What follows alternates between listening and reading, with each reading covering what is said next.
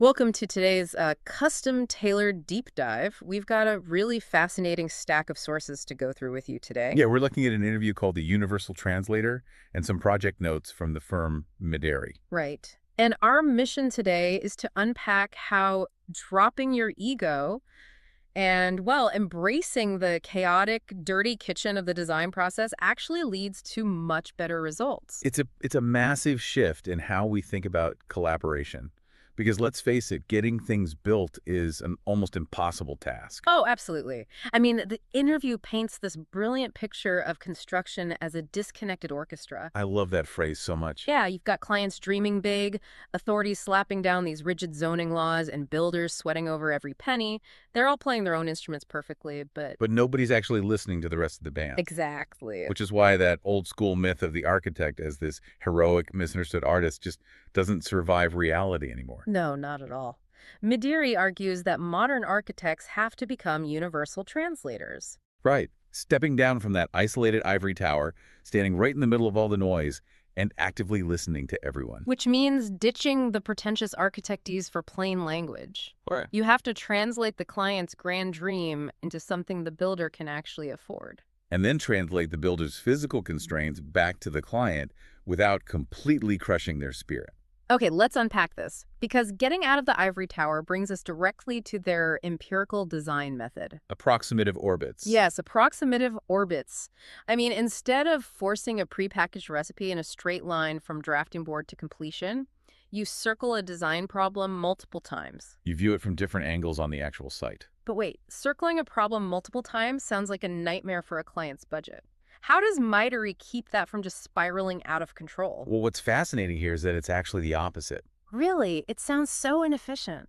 That rigid, straight-line approach is what usually causes catastrophic, expensive collisions on the actual job site. Mm. Approximative orbits mean you are out there sweat-testing theories in the real world. Ah, so you are actively looking for physical friction early on so you can adjust before mistakes get expensive. Exactly. You are fully embracing that messy kitchen, getting in there, seeing what ingredients actually work together. Rather than just blindly trusting the recipe card. Right. And speaking of testing things out in the physical world, how does artificial intelligence fit into this highly human process? Because architecture is full of incongruences, and an AI doesn't exactly wear a hard hat. No, it doesn't. But because building is such an immense difficulty, we have to use every single tool at our disposal. True. The source is, quote, the artist Alicia Kopp, who says AI doesn't know because it has no body. AI synthesizes information beautifully, but it completely lacks physical intuition. So it's just another tool. The interview compared it to the invention of paint tubes for the Impressionists. Oh, I love that comparison. Paint tubes let artists leave the studio and paint outdoors much faster.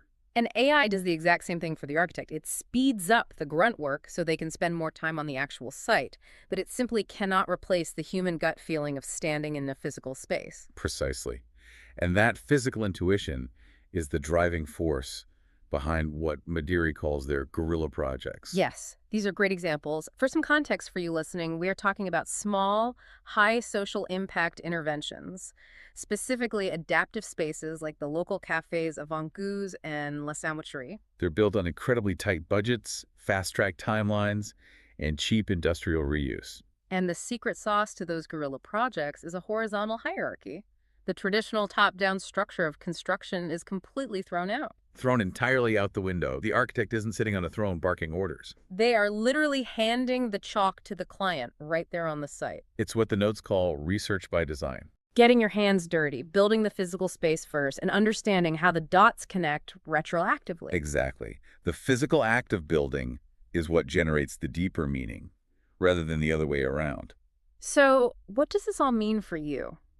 Think about your own collaborative projects.